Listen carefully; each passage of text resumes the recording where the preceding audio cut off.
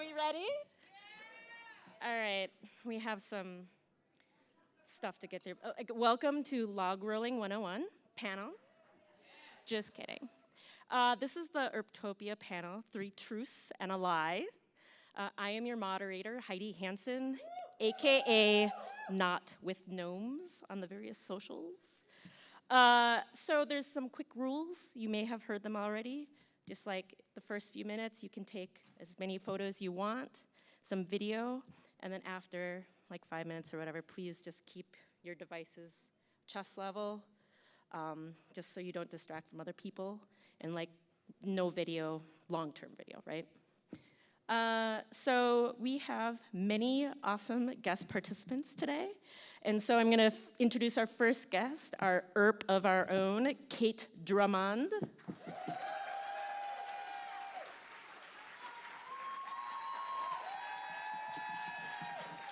Agent Liccato. We have Sarah Troyer here today. We have Mr. Greg Lawson. And the one and only Natasha Jurgis.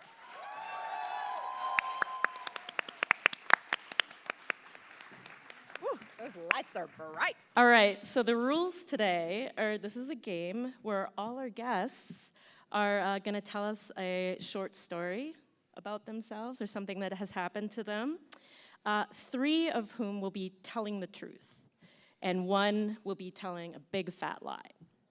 And we have some prizes for the Earpers who guess correctly the liar amongst us. At the end of this panel, tweet at Earptopia your guess who you think the liar is. Submissions will stay open for 3 minutes. Wow. At which time the first 5 correct guesses will be contacted with information on how to collect your prize. Be sure to use 2 hashtags with that, with your answer. That's Earptopia 2024 and hashtag 3 truths, 1 lie. Number 3 truths, 1 lie. So then they know. 3 truths, 1 lie. 1 the numbers. lie. We all good? All right, let's get started. This sounds like fun. It's gonna be great. It's gonna be fun. That's a lie. Hi! So I will start. No, just kidding. Yeah. Our wonderful Kate Drummond's gonna start us off. Okay, so I am, it's a little sort of embarrassing, and I'm really glad I can't see any of you because the lights are really bright, and because, you know, it's, okay. So when I was a school teacher, I was living in Ottawa, and I had met the love of my life in university. And I was convinced that I was gonna marry this person. And so this was in Ottawa, and so there was this night where we went out for dinner, and I thought he was going to propose, and he dumped me. And I was like, I know. You guys can make a really sad sound. That helps. So then, anyways, so that's the preface of this story. So basically what happened is I was like totally devastated. But I was teaching at the time, so I'd have to go to school and teach my kids, and then I'd be like crying at recess, and then teach my kids, and then cry at lunch. And I was really heartbroken. And then one of these days, like one of the days of the week, I was just sort of like, I have to go home. Like I just had like that panic sensation of like, I have to go home. So my landlords, I was like, I need a ride to the airport. And they were like, do you have a ticket? And I was like, no, I don't have a ticket. And they're like, oh my God, okay, well, we'll call Air Canada and let them know that you're on your way. And this was back when Air Canada was cool. And so I go to the airport, and they're like, we do not have, like I showed up, my eyes were like puffy, I've been bawling. I was like, I have to get home, I wanna see my mom, and and mend my broken heart, and blah. Anyways, so I end up in first class on this flight, and I am like hideously swollen. Like I am like, "Boo," and I'm like snotty. I cannot stop crying to save my life. Like my life is over as I know it. And I look beside me, and fucking Shania Twain is beside me.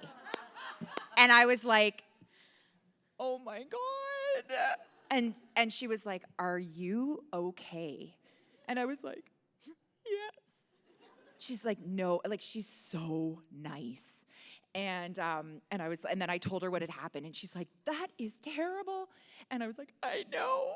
And so I ended up on this flight with Shania Twain, trying to be cool, but totally freaking out. So then we get to the airport, and she's like, how are you getting home? And I was like, I don't know. My parents don't even know I'm coming home. And she's like, I'm going to give you a ride. Let's so go, girls. Shania Twain gave me a ride home to my house. And that was the coolest thing that ever happened to me. So that's it. That's my story. Love it. Oh, Alrighty. and by the way, I'm so over that guy. Like, he's balls. And now that I see a picture of him, he's like so not like, I'm like, na, na, na, na, na. Well done. Yeah, sorry, I do. Okay, so okay, everybody, done. like put that in the old bank, and we'll go to our next. Yeah. Guest. That's such a Canadian story. She's I love awesome. it. Shania Sarah Twain. Troyer. Okay. Oh, I don't know if mine's as cool as that. Okay, it was the summer of 2014. Lie. And it was in my attempting to do CrossFit era. And if anybody's done CrossFit before, it kind of like, yes, in the back. One person's like, a little bit. That was me, a little bit. And if you've done CrossFit, you kind of tend to stick to the same class, so you start to know who you're working out with every day.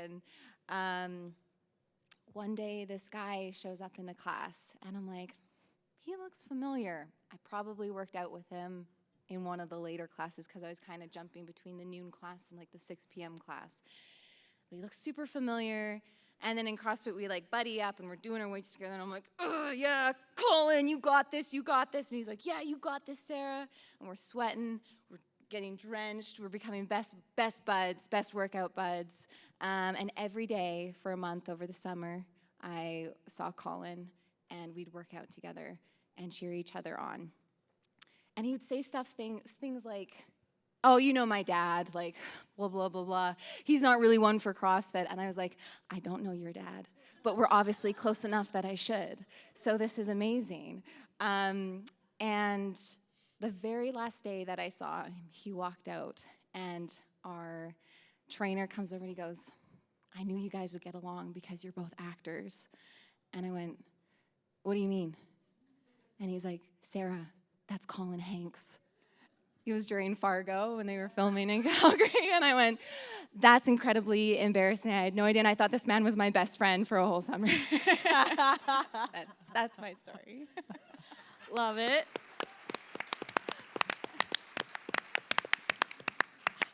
How are you feeling so far? Do we think anyone's sitting on a throne of lies yet? No? Maybe? All right, Mr. You sit on a throne of lies. Me? Me? Yes, Mr. Do they all Lockwood. have to be celebrity stories?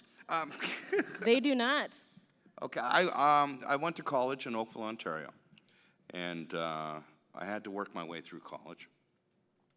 I worked at a restaurant called Mother's Pizza Parlor and Spaghetti House, and it was a theme restaurant. It was a family restaurant. It was a theme restaurant. We wore striped shirts with bow ties, and we had cardboard bowler hats. And they showed silent movies, Buster Keaton and all that, on big screens. And they played this music over and over and over, really old songs on a loop. And there was one song where the guy said, in the middle of the song, he went, with that old Yankee Doodly-Dum. So we kept hearing this like over and over and over, shift after shift. And there was this other server there, Marge. And just to keep our sanity, every time I passed her, I went, Yankee Doodly Dum, Marge. And she would go, Yankee Doodly Dum, Greg. And so days and days go by. Yankee Doodly Dum Greg, Yankee Doodly Dum Marge. After shift one day, I went to the Riverside bar in Oakville. And it was a great big bar with, it's kind of like a disco, but they had a disco night, and then they had an oldies American graffiti night. But they had this big dance floor that lit up, and it had a brass railing around it. And I looked over, and I saw Marge, just two people on the dance floor, Marge and this guy. I had a couple of drinks, so I ran all across that bar. I launched over the brass railing, landed right in front of Marge, and I said, Yankee Doodly Dum! And it wasn't Marge.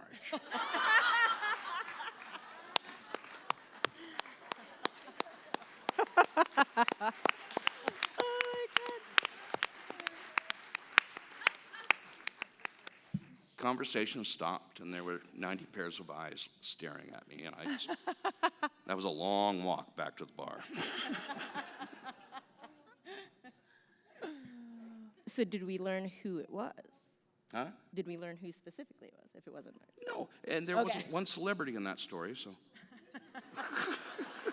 There's Love- there's we a love lot of detail in your story, like overcompensatingly detailed. I mean, we can come back with some follow-up questions.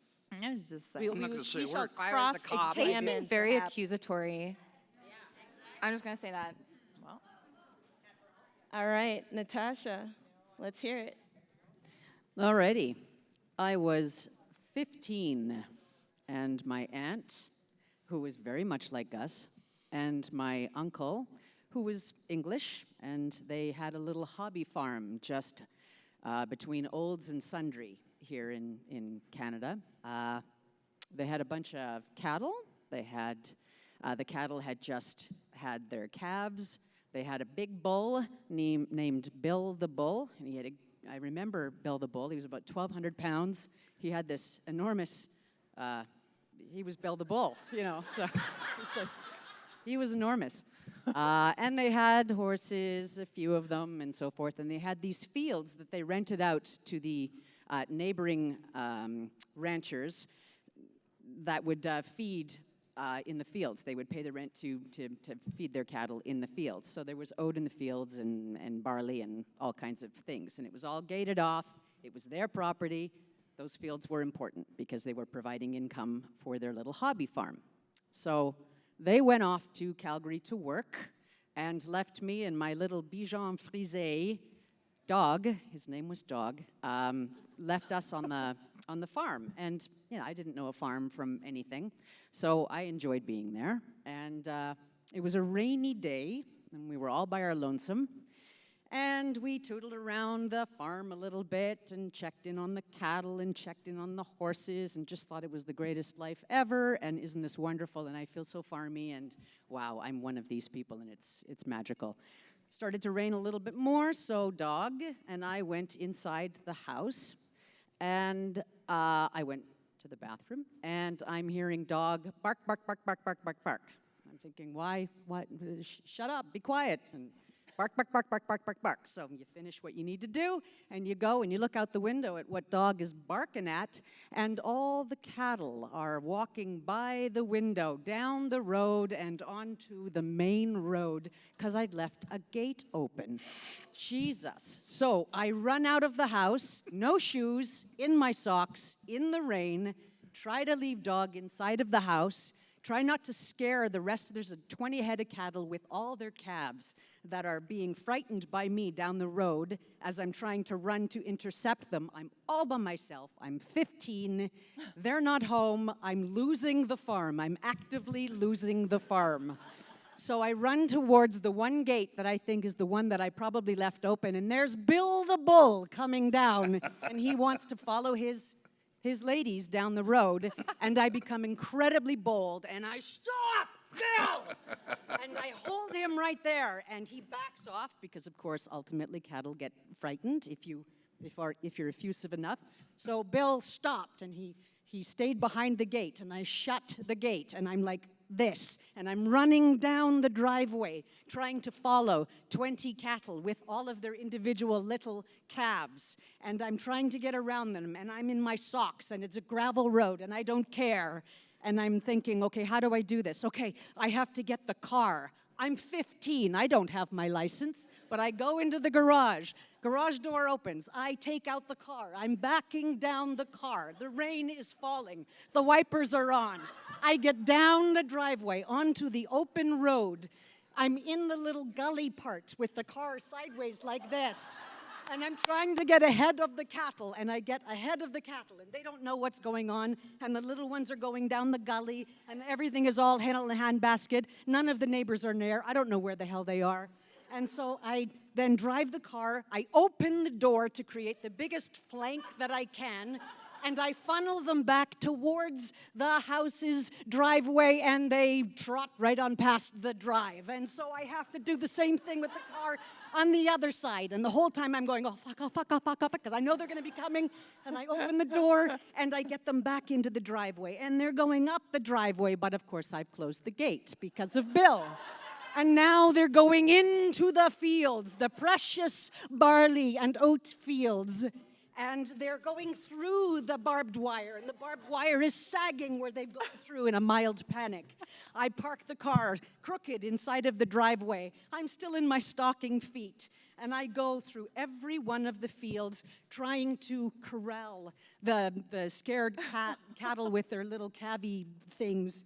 And they're creating, because the barley and the oats and everything is now so wet. The story is really long, I'm sorry. No, it's perfect. Keep going. Like, now this is beautiful. the- Like, I hear Hans Zimmer, like, So- playing over all of this I right need now. a score now. So they're creating all these craters and all these pathways in this very, very important field. And I open the gate and then get Mama and her wee ones through there, and then go through another gate there by the hen house, and they're by the rabbit hutches. And it's now their private garden, the one that she's tended with her tulips and her daffodils and all of her. And there's all these hoof marks taking chunks out of the sod, and the hoof marks have left these huge divots. My crime is all palpable for everybody to see. So finally get them back in, get all of the cattle together where they need to be, check the gates about 15 times. It's getting close to the time when they're going to be coming home. So then I'm refilling the divots by hand, like this, and I'm trying to make sure that nobody has seen anything. I have to go back into the garage. I'm wiping down the car because it's got all these rain marks on it. They can't possibly know I was there. I'm Windexing the whole thing. I have a shower. I change my clothes. The car comes up the drive, and they come home, and I make like nothing's happened. And then Bob, my uncle, says, let's go for a walk. And I'm thinking, oh, fuck, okay. So we go for a walk. We're on the ridge, and he's on the crest of the ridge, just sort of looking over the fields. And the fields are a mess. There are all kinds of striations in the field where all of the cattle have been. You can see all of the pathways. And he's looking at it, and I'm behind him because I'm mortified, and I don't want him to say anything and catch me out. And he stands on the ridge of the field, and he goes, you see that? And there I am behind him. Yeah, I do. And he goes, deer. That was my farm story. Oh my gosh. Epic, epic, epic. So like when you hear a story like that, does length make it more or less a lie or a truth? Let's do some cross-examining. Sarah, when you met Colin Hanks, Yeah. was your gut instinct to say, my name is Sarah? That is a very deep cut. I'm sorry. Did anyone catch him? Just yelling after him after I find out, like, My name is Sarah! Yes, that was a House Bunny reference. Like House Bunny fan? Okay. My name is Sarah. So what year did this happen? 2014. Okay. Greg, tell me what that song was, or the phrase that they said again, they I shouted at don't you? remember the whole song, but I remember the guy. There was a lot of old-timey songs from like the 1920s and the Depression era, and the song would go along and it would stop, and the guy would go, and with that old Yankee doodly-dum. It was very American. It does sound that. Kate, Yes. when you saw Shania Yes. on the plane, and then she offered you a ride, was Shania driving herself? No. Or was some No, sort it of was car like service it was like a situation? car service, yeah. Okay. Was she wearing cheetah print? No, she wasn't. She was just like normal looking, like just not stage presence Shania. And so when I looked at her, and at first I was kind of like obviously blind because I was so swollen in my face. I was like, it was kind of like this double take, and I was like, oh my God, it's her. So you kind of like, she dolls up for stage, but she was pretty normal on the flight. Pretty normal. Pretty normal. Yeah. Okay. And Natasha, how many cattle were there?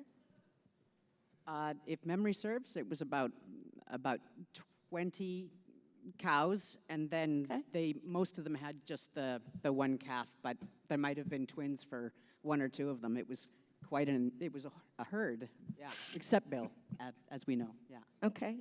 Does anyone else on the panel like to cross-examine their panel mates? Just one question. Natasha, you're very tiny. How big was this bull? I mean, you referenced that he was quite big. What part of the bull are you asking specifically about? I'm just curious. The whole bull. The whole bull. The whole bill. The whole bowl?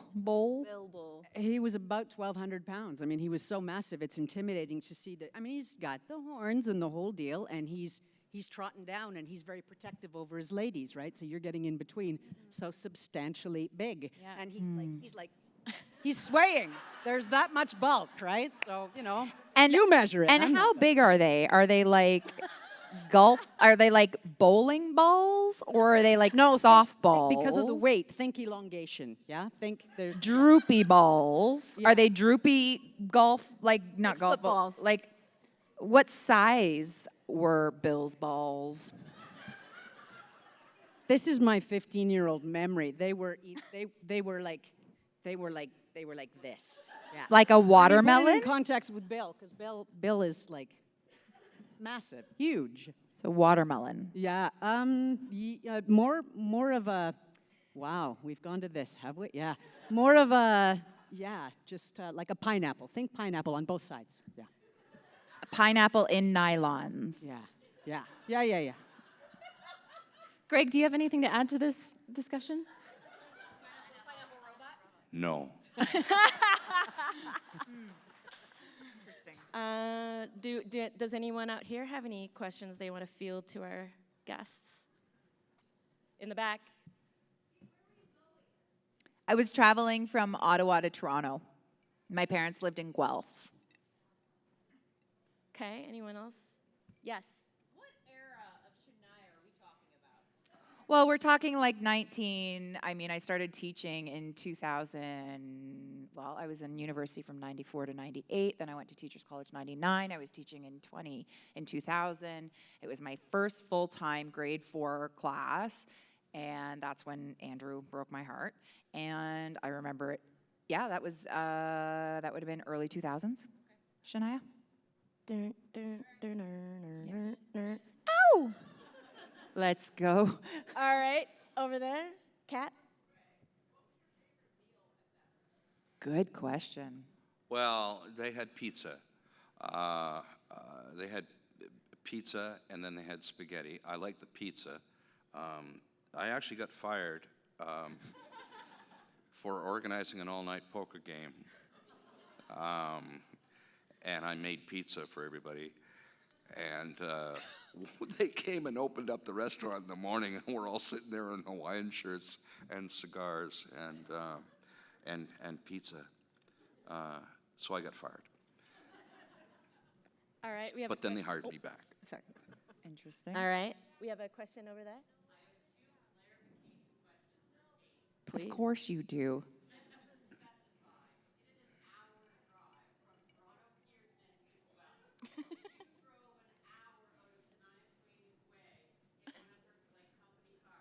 Yeah, she was on her way to London, Ontario, because apparently there was like a concert that she was doing.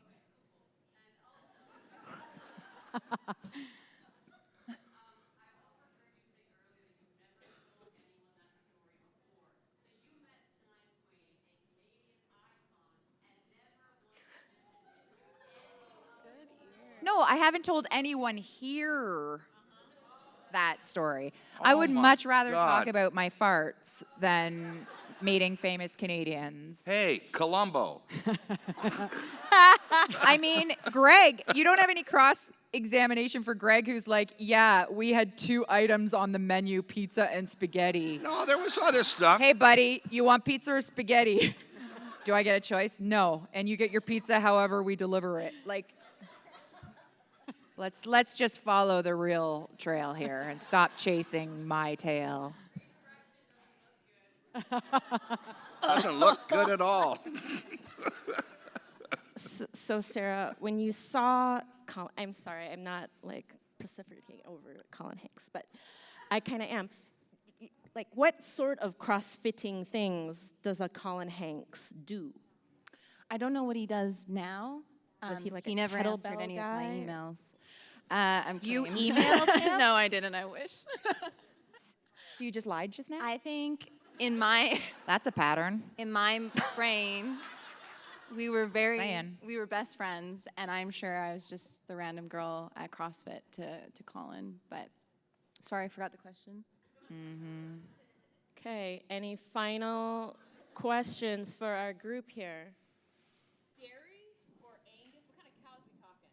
I was 15, so Hereford, actually. No, are those the ones that are all brown, or like with the reddish brown backs? Yeah. Hereford, they were Hereford. Yeah, but Bill was very pale, so he might have been Anglois or something. Is that right? Yeah. Or Charleroi or whatever. I know cows more. Wow, so smooth. Isn't she smooth? Don't you think? Yeah. All right, well, I think... Oh, there's a question in the back. Wait, yes.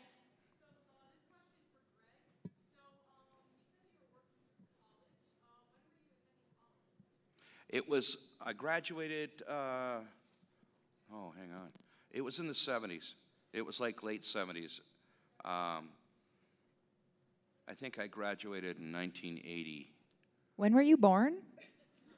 I was born in 1957. I'm old. You graduated in... It's just a number. Okay, we have one way in the back there. The Riverside. It was a big bar. It had like 3 bars in it, and one had live entertainment, and then there was a basement one with just a pub, and the middle one was, it used to be a disco, but they changed the, it still had the floor and everything that lit up, but they changed, like one night was disco music, and one night was American Graffiti, oldie music, and one night was something else. I didn't go on those nights because I didn't like that music. But it was right by the river. And you could actually take a boat, and then they had this big patio by the river, and you could actually take your boat up and dock it at the patio, and you were at the Riverside. Where was it, Greg? Was it by the river? Oakville, Ontario. It was right beside the Oakville Community Center for the Performing Arts or something, whatever they call it. All right, one final question right down back there, Ava.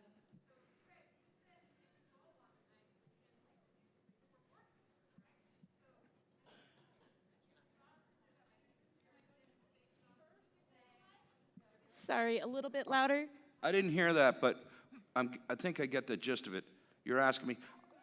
I knew what nights they were playing which music, because on Tuesday nights that was always American Graffiti night, and then so I went on those nights, kind of as a regular basis. Did you not hurt yourself when you flew over the railing and landed on your body? No, I mean if I were going to do that now, I would hurt myself, but in those days I was in shape. Oh. Ladies and gentlemen, 3 truths and a lie. Oh, I'm not playing this game. I'm really bad at it. the one and only Kat Burrell. Hi, I'm crashing your panel. Hi. What are you guys talking about? I literally passed, and every time I pass this room, all I hear is you talking down there. Is this the Greg Larson panel? Yeah. Well, he's giving a lot of details for a story that he's telling. Do you have any brief? Well, that's what a story is. Oh, this is you're playing the game. Yeah. You have done this in the past for a Dragon Con panel, I believe. Oh, I did, yeah. Yep. Yeah, there was a lot of leather working. There was, and that was true. That was a That was my time. truth, but I Hey, don't remember my life. by the way, to answer your question, you said, Kate, you said you've never told this story to anyone. I have told this story to someone. In fact, I will quiz Kat Burrell right now, and I will say, Kat, do you remember who I told you I sat beside on a flight after I got my heart broken when I was a teacher and I was going home from Ottawa to Toronto, and I sat beside this person, and do you remember who I told you that was? Yes. So am I supposed to say it? Yep. Shania Twain. I rest my case. Wow. You never know what you're going to get in a panel, I tell you. Breaking news. What happened after the flight? She drove you home or something? Yeah. See? Lucky Kate. All right. Okay, Earpers, this is what's going to happen now. Starting right now, tweet at Earptopia, the handle on the Twitter's Bird app, who you think the liar is. Only the liar. Earptopia 2024 and hashtag the number 3 truths 1 lie. The number one? The number 1. Okay. The number 3, the number 1. 3 truths, 1 lie. So you each told one story and one Yeah. of you is lying. Correct.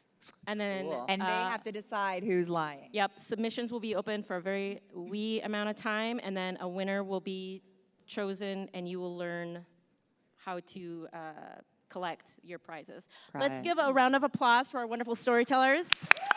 Kate, Sarah, Greg, Natasha, thank you so much for being a part of this panel, and our cameo, Kat Burrell. I want to know who's lying. Ladies and gentlemen, thank you so much. Enjoy the rest of your con. Oh, by the way, am I still on? Is this mic on? Yeah. Okay, so just to give you a little update about tonight's doggy fundraiser. Okay, so it's at 6:30.